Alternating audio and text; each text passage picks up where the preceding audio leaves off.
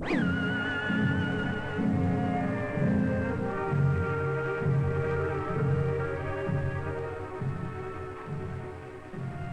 is a time when all young people feel the need for freedom to explore new horizons. They are impatient and eager to discover life. But between their eagerness and life's promises stands one unpredictable obstacle: their parents. Blue room, gosh. I've never been to the blue room. Me neither.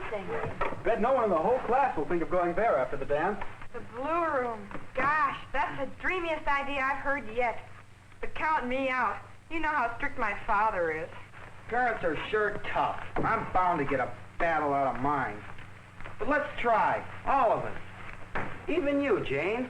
It's worth a try. Oh, you guys have it easy. Parents are rougher on girls. They just don't understand. Well, what's the difference? They treat us all like babies. Yeah. Here are 6 young people complaining about their parents. Are parents hard to live with? Don't they understand the younger generation at all? Or does the young generation misunderstand parents? Well, I don't know what young people are thinking of these days. No discipline, no consideration, no sense of the value of money. Everything seems so old-fashioned to them. No sense of responsibility. Absolutely. You know, they get too much freedom, too much money. I used to think we had problems when Betty was little. Couldn't wait to see her grow. Oh, it's the old story. Little kids, little problems. Big kids, big problems. Apparently, somebody sees this question a little differently. Could it be that teenagers are hard to live with, too? Maybe there are 2 sides to the question. Let's follow Betty inside and get better acquainted with the Andersons.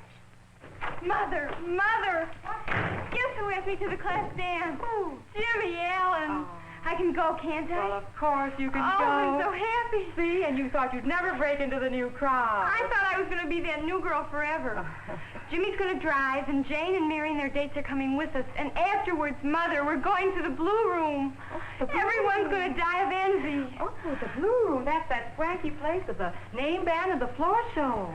You know, Betty, I like your new friends. They're nice children. Children? And I know you're going to need a new dress, dear. Well, I don't know about the blue room afterwards, dear. But, Mother, I've got to go where the crowd goes. Well, let's wait and talk to Dad before we get so upset. I just heard his car drive up. He'll be in a minute. Hello, dear. Hi, Dad. Frank, I'm so glad you're home early. Guess what happened? What's that? Jimmy Allen has invited Betty to the class dance. Formal, no less. Jimmy Allen, eh? Well, it seems to me I've heard you mention him before. Oh, Father. Well, what's wrong? They want to go to the blue room afterwards. The blue room? Oh, no, that's out. The class dance is all right, but no blue room. But, Father, I've got to go where the crowd goes. No, don't ever ask me out again. Now, Betty, it isn't as bad as all that. It is. It's worse. Betty's deeply hurt. From her point of view, her parents are being very hard. But from her parents' point of view, Betty is asking too much. It's an argument that can be solved only by compromise. But at Betty's age, it is difficult to accept compromise. Let's hear what Jimmy's father thinks about their plan to go to the blue room. Hi, Dad. Hello, son. Where are you going? Taking out a client. What's on your mind? Well, don't forget, you promised I could have the car for the class dance, Dad. I told the kids I'd drive. I won't forget. But you have to put in the gas. And you have to wash it. Wish I didn't have to go tonight. Didn't I wash it last time? Yes, when I told you you couldn't have it again if you didn't. Incidentally, I want to know what time you get home. Your mother worries when you have the car. I know how to drive, and I'm careful. I'm always careful. You probably are, Jimmy, most of the time. But you don't have to cause an accident to be in one. I saw a car last night with at least 10 kids jammed into it. Well, don't worry, Dad. There are only 6 of us, and 6 in Bill Swanson's car. Mm-hmm. Gee, Dad, why do you always have to act like a state's attorney when I want to borrow the car? Jimmy's revolt against his inquisitive father is genuine. Regardless of his father's reasons for asking so many questions, Jimmy resents it. Oh, but here they come. Let's listen. Are you going to come straight home after the dance, or are you taking the girls out for a bite to eat? Well, the real fun begins after the dance is over. Well, kids all want to go down to the Blue Room. The Blue Room? Mm-hmm. Down at the lake? Yeah? Why, that place will cost a fortune. Do you think I'm made of money? Well, gee, Dad, it's the big dance of the year. You got to do something special. Well, that's why I've been saving my allowance. Oh, you have enough. Well, almost. I thought maybe you could lend me a little bit. Oh, you did. I supply the car, plus your allowance, and you expect me to let you have some more. Who's doing the courting, you or my pocketbook? When I was your age, $1 was a lot, and $5 was plenty for the junior prom. Well, things are different now. Besides, I'm only doing what the rest of the gang does. I'm sorry. You and your friends will have to think of something else to do. Something sensible. Jimmy and his father look at the question of using the car and spending money from different points of view. True, Jimmy needs an opportunity to prove that he can carry responsibility. But on the other hand, he's been negligent in the past. In different homes, different problems arise. Jane's date, Dick, thinks his greatest problem is his mother. Hi, Mom. Sorry I'm late. What's for dinner? Some good liver and bacon. Warmed over, though. You're very late tonight. Anything happen at the store? Don't forget your vitamins. Oh, liver. Vitamin. Sounds like a doctor's prescription. Well, you should have liver at least once a week. You need vitamins, too. I know. You tell me that every day. Where's Pop? He had to go out on a call again. I wish you wouldn't work so hard, Dick. You have too full a schedule. Oh, Ma, I do not. I'm doing okay. Well, you're trying to do too much, Dickie. What with your job, your schoolwork, going out to parties and dances and seeing your friends, it's just too much for you. I wish you'd quit that job. Oh, Ma, I'm doing okay. Why do you worry all the time? I'm not a baby. Of course you're not, but you're not grown up either. Now do drink your milk. I wish you'd quit that job. It's just too much for you. I like my job. It gives me some money of my own. You know, for like after the school dances. You know Dad would yell if I asked him for some money to go to the Blue Room. The Blue Room? That's no place for young people. Why not? We're old enough. The whole gang's going. But you work so hard to save, Dick. You can't afford to let money slip through your fingers, and I won't have you staying out all night ruining your health. Oh, stay out all night, ruin my health, throw my money away. Can't I do anything? Look, I'm old enough to take care of myself. I won't leave you alone, and I won't have you ruining your health. Not after all I've gone through with you. You were such a sickly baby. Oh, for goodness sakes, Mom, I'm not a baby anymore.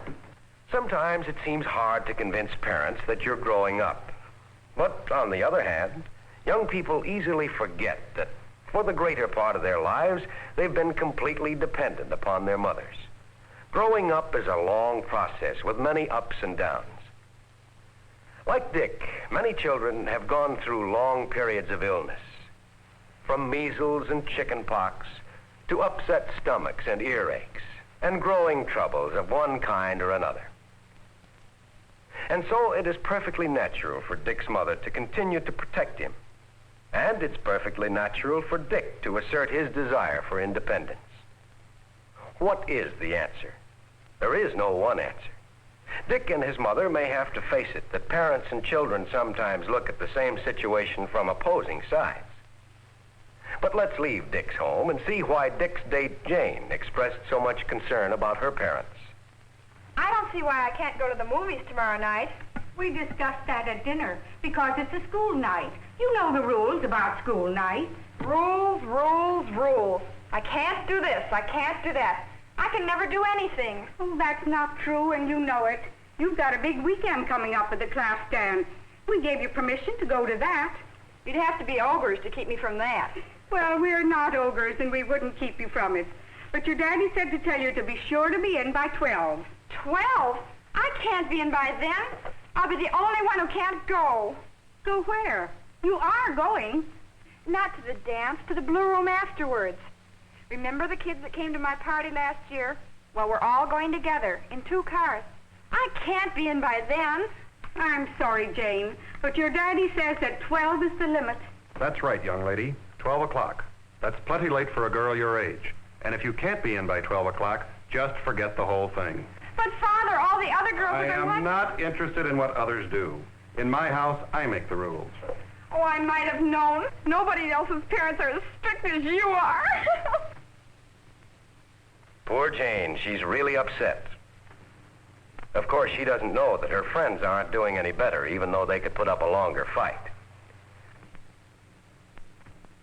Jane's father is rather strict.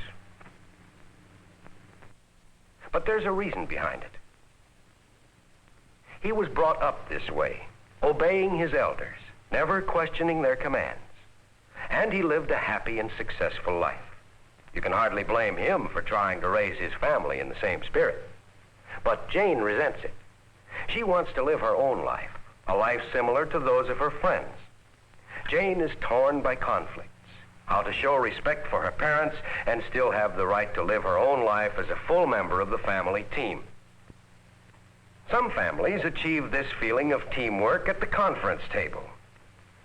The Smiths hold a family conference every few weeks to discuss budgets and allowances and other problems of mutual concern. And when special problems come up, they hold a special family conference to work it out together. Where does that leave us, Glenn? Well, I guess that does it. $25. Now, how much of that do you two think you should have for this one night? Not $20, I suppose. Well, any other suggestions? Gee, Glenn, I guess we're out. We better tell the others right away. Well, there must be something you can do that's fun, just a little more practical. Well, what are some of the alternatives? Well, the high school hangout closes at 10 o'clock, so that's out. There's the Paradise Cafe and the all-night cafeteria and the drive-ins. I guess they aren't very exciting, are they? Are any of the girls having parties at their house? Yes, but there's nothing to do. It's the same old thing. We want to do something special. Well, of course you do, but couldn't we make it special? Sure, special food, music, maybe favors or decorations. Well, sure, fine. Listen, now, I have an idea. Could you leave it to a group of us parents just this once? Trust us to make it a special party?